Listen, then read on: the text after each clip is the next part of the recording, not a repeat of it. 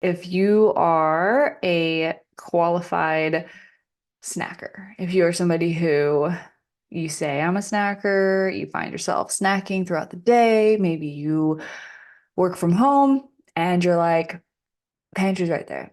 What do you mean? I'm gonna snack. So let's talk about snacking and how we can kick that habit. If you are trying to lose fat, if you are trying to lean out, if you're trying to build a healthier lifestyle, if you're trying to get your ish together, like whatever it is, this is for you if you struggle with snacking. And so I think, this is really common, and we're going to talk about why snacking is not necessarily a bad thing. It's just context, right? Context always matters. And it's about finding where does snacking fit in and how exactly are you snacking and why that makes the biggest difference, right? So when it's a problem, it's typically when it's mindless snacking, and also the things that we're snacking on are not helping us towards our goals, right? So if we are mindlessly snacking, maybe that's in front of the couch and we have a bag of potato chips and we're kind of just mindlessly grabbing at them, or we leave or we have food like on the counter, on the island. We have a cookie jar, or we have snacks that somebody brought home from work that are just sitting out, or we leave snacks around, and that's just like the culture of the home. If that's the case, then that's where maybe we could get into some trouble, right? Um, or you just have young kids and you have a ton of snack foods in the pantry because they're kids and they need those things.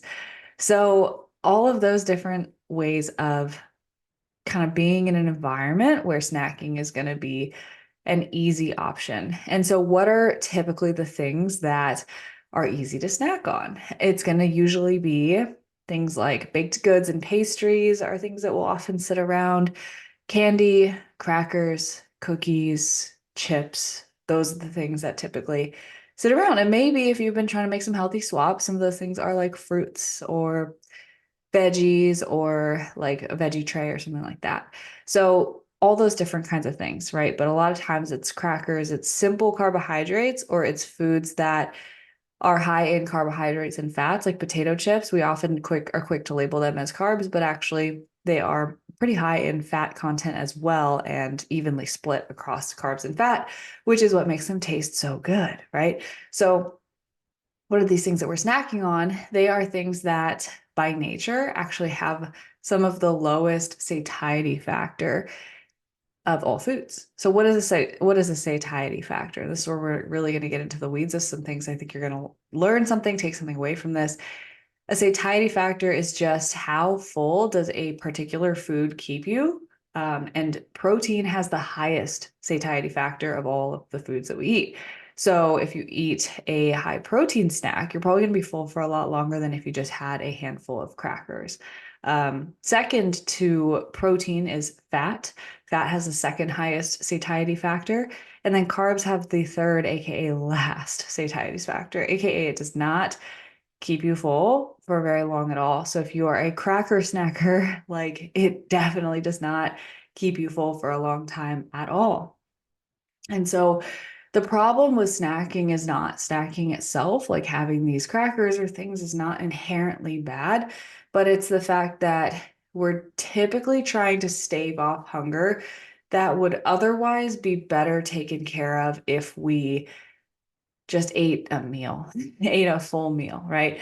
And we are either just never taught how to build that balanced meal, or we're just underprepared, so we don't have those foods in the house, or we are snacking because of stress or emotions or boredom or all of the above when we work from home. And that is its own problem to solve with our hunger levels, of learning how to listen to our hunger levels and honor our hunger when we are hungry, but also not eat when we are not truly hungry for food physically, right? So there is physical hunger, there's emotional hunger, there's mental hunger, cravings.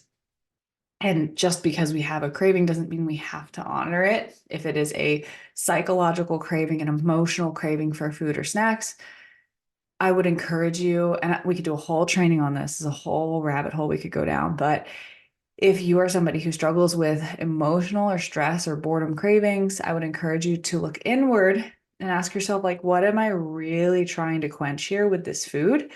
Because the thing that you are trying to solve by, turning to food for stress or for emotion is often better solved with the actual root of the issue. So with that being said, let's talk about the snacking itself, right? So when you have all these snacks, crackers, cookies, etc., throughout the day, we're staving off hunger. It's not holding us over. So we constantly go back and we snack. And what is this doing? It's honestly not great for blood sugar and all of that. But it's also just leading to an unbalanced diet as a whole, because then we are just kind of stacking up calories from carbs and not getting enough of the things that we do need for our body composition and our fat loss goals. And then we are often more prone to overeat when we have all these snacks back to back to back, because we are kind of more hungry as a result of eating all of these like quick carbohydrates. And then we have a kind of overindulgence later whenever we're presented with food for like a real meal. So the root of this issue is that we're not getting enough balanced meals in throughout the day. Either we were just never taught how to build a proper plate, which I'm going to teach you today, or we're just not eating enough in general. And we can solve this with a combination of balancing our plates out, but also having the right kinds of snacks. It is okay to snack, and I encourage snacking when we are doing it appropriately in a way that actually serves our goals. So let's talk about that. And I'm going to share my screen with you all to break down what is a balanced meal. Let me see. Can you see me on the screen here? I hope so. All right, we're going to zoom in. So this is a resource. Tomorrow I'll make a post and I can share this with whoever would like it. But we want to build balanced meals out that have 4 components to them. So if we look on the right side of the screen here is our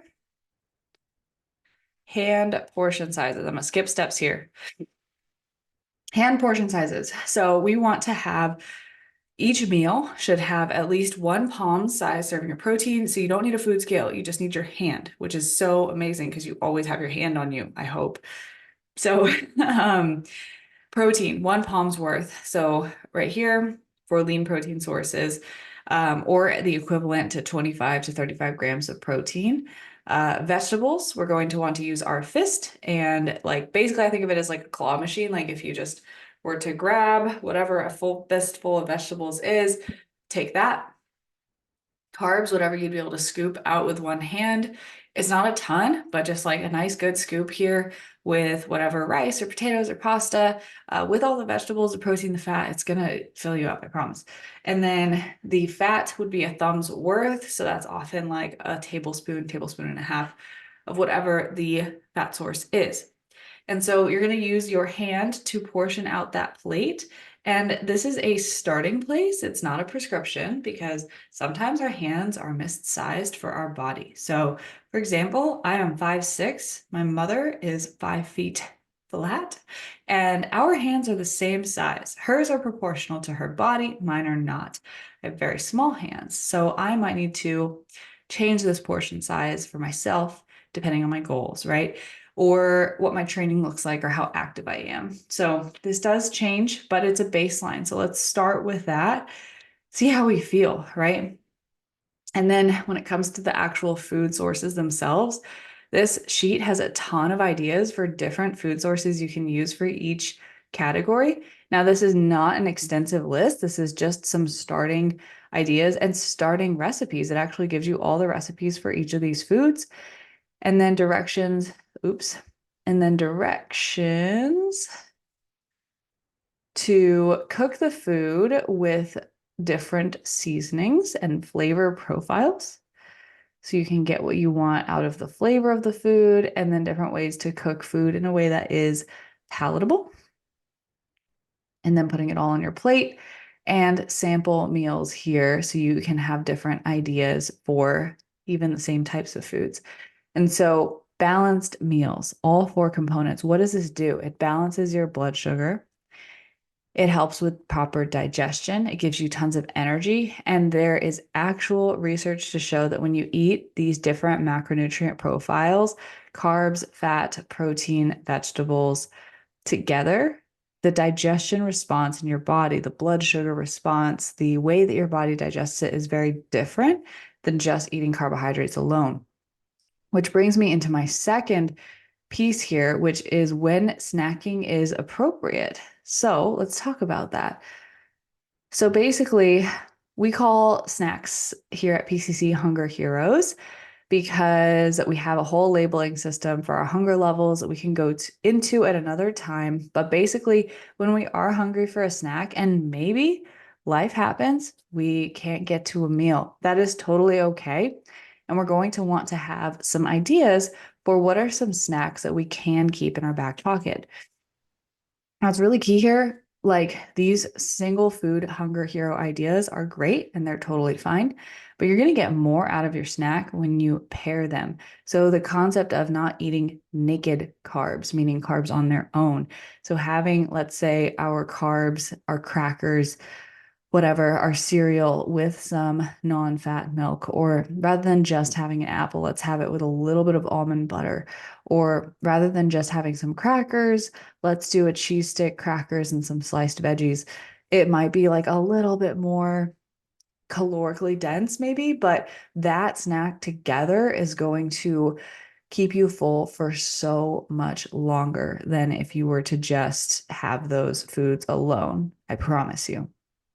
So, snacking, not a bad thing. We absolutely want to have these kinds of snacks on hand and keep them around so that they are the convenient option. Thank you so much for watching, as I know your attention is the most valuable resource that you have, and you have just given that to me to teach you and educate you. So, hopefully, this helps you kick your snacking habit or at least get a better grasp on it. And keep me posted. I'll see you back here next week.